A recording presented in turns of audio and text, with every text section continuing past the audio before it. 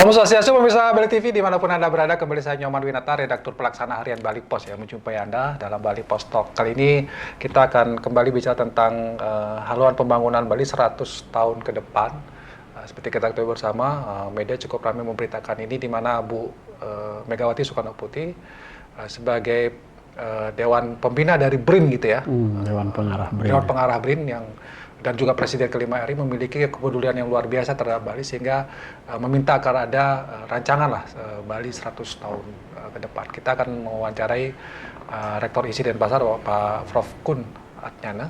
Ya, kalau nama aslinya sebenarnya Prof. Wayan Atnyana, tapi Kun ya, ada panggilan akrabnya. Kita sapa dulu narasumber kita. Om Swastiastu. Om Swastiastu. Pak Rektor, gimana kabar, sehat ya? Sehat, sehat. Ya. Swastiastu, Winata. Kita bicara tentang Megawati yang memiliki kepedulian ya, kalau orang bilang mungkin Bu Megawati juga sudah mengakui darah saya seperempat darah Bali gitu ya, dan beliau memiliki kekhawatiran yang luar biasa terutama pada tergerusnya tradisi budaya Bali ya, dan sehingga beliau mencetuskan ide bagaimana supaya 100 tahun ke depan tidak. Nah, sebagai seorang akademisi dan juga Rektor ISI melihatnya bagaimana kepedulian dari Bu Megawati ini terhadap tradisi budaya Bali seni ini, Pak. Saya kira apa yang disampaikan dan menjadi harapan dan juga sekaligus concern Ibu Profesor Dr. Honoris Causa Megawati Soekarno Putri, yang kita tahu adalah merupakan Presiden kelima Republik Indonesia, yang kini diberi amanah oleh Presiden Jokowi sebagai Ketua Dewan Pengarah BRIN dan juga BPIP, Badan Pengamat Ideologi Pancasila. Nah, saya kira ini sebuah semacam suara untuk membangunkan kita dari sikap yang terlena, terbuai begitu. Nah, apa yang disampaikan Bu Mega ketika seminar haluan pembangunan Bali 100 tahun ke depan itu betul-betul membangunkan kita dari keterlenaan yang panjang itu. Nah, beliau melalui Bapak Gubernur Bali, Pak Dr. Wayan Koster, untuk membuat rancang bangun prospektus Bali 100 tahun mendatang. Nah, Pak Gubernur sendiri memberi nama dokumen ini sebagai haluan pembangunan Bali ke depan 100 tahun Bali era baru. Nah, jadi tonggaknya dari tahun 2025 sampai 2125. Nah, jadi melibatkan berbagai pihak, saya kira, termasuk juga dari kalangan kelompok ahli pembangunan dan masyarakat, melalui 3 kali pertemuan FGD terbatas, FGD diperluas, sampai dengan seminar yang dihadiri Presiden Megawati. Nah, ini saya kira bagus bahwa kita semacam membangun konsensus bersama bagaimana kita menetapkan cita-cita masa depan Bali untuk memastikan terjaganya kesucian dan keharmonisan alam, manusia, dan kebudayaan Bali. Jadi pola yang diambil oleh Pak Gubernur Koster dalam menyusun haluan pembangunan 100 tahun ini berangkat dari membaca atau merefleksi Bali di masa lalu, terus kemudian Bali masa kini, dan juga merancang bangun Bali 100 tahun ke depan. Di dalam 3 pola, yaitu alamnya, manusianya, dan kebudayaannya. Nah, bahkan dari sisi tujuan di dalam haluan ini yang ditetapkan ada 3. Pertama, adanya tatanan kehidupan masyarakat Bali. Jadi Kang Tata Tertib Tentrem Kertarahaja Bali yang yang bisa menghidupi dan terjamin kesejahteraan dan kebahagiaan masyarakatnya. Nah, yang kedua adalah Bali Padma Buana. Yang ketiga, teraktualisasinya prinsip Trisakti Bung Karno. Jadi 3 hal ini menjadi tujuan dari capaian Bali sepanjang 100 tahun.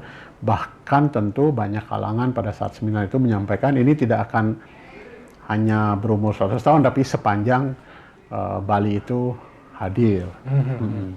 Tapi kalau kita melihat kepedulian dari Bu Megawati gitu ya terhadap Bali, dan beliau sempat menyampaikan kekhawatirannya termasuk juga kekhawatiran terhadap tergerusnya seni budaya gitu. Kalau dulu kan beliau katanya kalau ke Bali sangat terasa.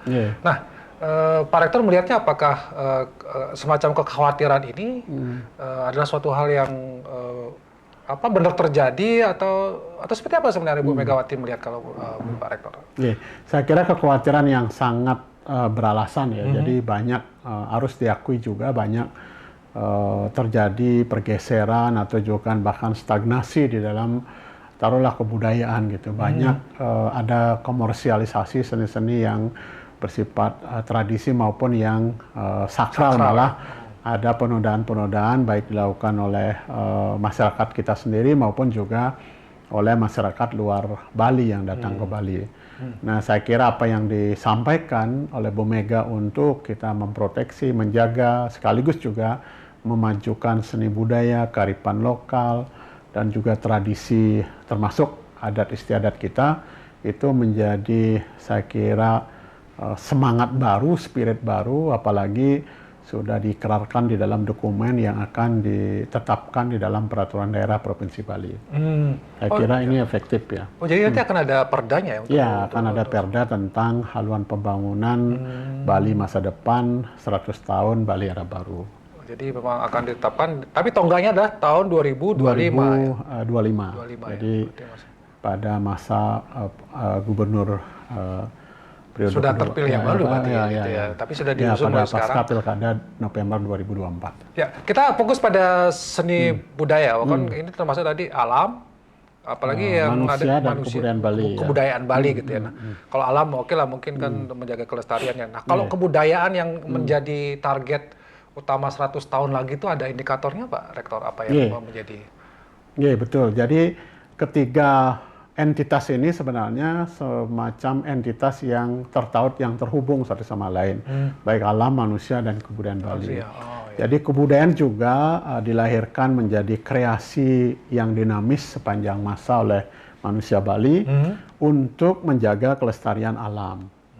Jadi seperti memuliakan berbagai warisan adat istiadat, tradisi, seni budaya, dan kearifan lokal, banyak yang bernilai konservasi. Jadi seperti pelindungan air atau mata air, pelindungan pantai dan laut, termasuk pelindungan dan pemuliaan tumbuh-tumbuhan dan lain-lain. Nah, kita mengajukan memang konsep yang sudah diusung oleh Gubernur Koster, yaitu Sadkerti sebagai pondasi di dalam pemajuan kebudayaan. Jadi yang mengaliri seluruh etos budaya masyarakat Bali. Jadi kalau kita berkreativitas seni, juga berbicara tentang konservasi lingkungan. Kita juga memanfaatkan material yang ramah lingkungan dan juga diberdayakan oleh sumber daya lokal Bali kita. Jadi seperti kebijakan pemakaian busana endek Bali. Jadi kan menghidupkan manusia, sekaligus juga tentu kebudayaannya akan terus hidup karena manusianya paling tidak pelaku industri tenunan ini tetap hidup, tetap eksis dengan inovasi-inovasi terbarunya. Nah, tetap juga terpelihara dengan menggunakan alat maupun juga sistem pewarnaan yang ramah lingkungan. Jadi ketiga entitas ini adalah satu keutuhan. Jadi satu bekerja untuk yang lain gitu. Kebudayaan bekerja untuk manusianya sekaligus untuk alamnya. Jadi kebudayaan itu kan kalau menurut pemetaan yang disampaikan dalam dokumen ini mencakup 5 hal ya. Pertama adalah adat istiadat. Jadi ini memperkuat desa adat. Desa adat ya. Sebagai memang garda depan penguatan dan pemajuan kebudayaan Bali. Yang kedua, tradisi.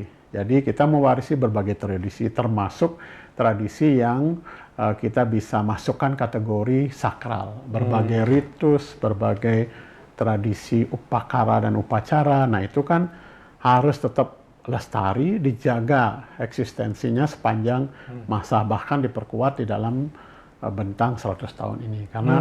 Karena konsep kebudayaan juga menyentuh yang niskala dan skala, tidak hanya praktek sehari-hari kita. Nah, Udah itu setelah tradisi ada seni. Nah, seni juga dikaitkan dengan budaya gitu. Jadi seni di dalam aktivitas yang dilakukan oleh seniman Bali atau masyarakat Bali itu menyatu dengan budaya. Nah, dan terakhir adalah kearifan lokal. Jadi termasuk perayaan tentang tumpek itu dari tradisi dan kearifan lokal. Jadi harus terjaga. Begitu menyebut kebudayaan, kita sebenarnya harus berorientasi pada kelima hal ini. Desa adat berada di urutan pertama ya? Ya, desa adat ada di urutan pertama. Jadi Karena desa adat dan subak. Kada terdepan ini yang harus menjaga. Jadi desa adat memiliki kewenangan dan fungsi untuk ya menjaga penguatan dan pemajuan kebudayaan Bali. Dalam prakteknya di Bali itu kita memiliki dua nomenklatur, penguatan dan juga pemajuan. Kalau nasional hanya pemajuan. Nah, penguatan dimensinya adalah niskala gitu. Jadi penguatan ada pasupati, ada penghormatan dan pemuliaan. Jadi objek-objek yang non sakral, nah ketika dikuatkan itu menjadi objek sakral. Jadi taruhlah kita buat topeng di pasupati, terus kemudian dimuliakan tiap 6 bulan, tiap 1 tahun dengan ritus upakara dan upacara. Itu bagian dari penguatan. Kalau pemajuan dimensinya ada 4, jadi ada pelindungan. Nah, di dalam pelindungan ada pengamanan, ada inventarisasi dan lain-lain. Terus kemudian ada pembinaan, jadi regenerasi pelaku budayanya, ada pengembangan terkait dengan inovasi dan riset, terus pemanfaatan. Jadi baik untuk sumber nilai, jadi sumber nilai kebaikan, kesopanan, etika, dan juga etos kerja, termasuk juga sumber kesejahteraan. Jadi lewat kebudayaan yang dimajukan, masyarakat jadi sejahtera. Nah, fondasi untuk 100 tahun ke depan sesungguhnya 44 penanda Bali Era Baru. Jadi itu sebagai fondasi untuk meloncat di dalam menjaga pemajuan kebudayaan 100 tahun ke depan. Jadi bidang infrastruktur, kita memiliki pusat kebudayaan Bali. Nah, 100 tahun ini betul-betul menjadi wahana bagi pemajuan seni budaya khususnya. Nah, termasuk juga kawasan Pura Agung Suci Besakih. Ya, sudah ditata. Jadi di awal ditata dengan ruang parkir, nah terus berikutnya sampai ke utama mandalanya. Jadi pura yang dalam kondisi tidak baik, dalam pengertian rusak, akan diperbaiki dan seterusnya. Nah, termasuk juga ada menara tower Suryapada Tower. Nah, itu kan terkait dengan teknologi dan seterusnya. Jadi semua infrastruktur itu sebenarnya bagian dari bagian dari fondasi untuk 100 tahun ke depan. 100 tahun ke depan, ya. Tapi masih ada infrastruktur lain lagi ya kira-kira? Ya, tentu tetap akan berjalan gitu ya? Ya, tentu akan ada pengembangan berikutnya seiring kebutuhan per termin 5 tahun, terus 20 tahun gitu ya. Nanti haluan pembangunan inilah yang menjadi sumber untuk mengkonsiderasi konten atau isian di dalam rencana pembangunan 5 tahunan dan rencana pembangunan jangka panjang. Jadi cukup terkonsep dan berdasarkan teori-teori yang sudah betul. Sebenarnya Pak Rektor ya. Jadi bahkan sudah ada indikator-indikator yang mau dicapai. Jadi indikatornya akan disusun di dalam roadmap atau peta jalan di setiap 5 tahun. Akan segera disusun ya berarti ya. Berarti ini masih dalam proses ya? Ya, jadi ini dokumen induk yang menjadi haluan. Paling tidak ini akan memberi guiding, arahan di bidang manusia, apa yang harus menjadi tatanan, karena manusia itu kan arahnya pembangunan manusia Bali unggul. Jadi menyangkut jati diri, integritas, dan kompetensi. Yang di masa lalu disebut jati diri, integritas, dan kualitas. Nah, kemudian di tengah-tengah dunia profesional menjadi kompetensi.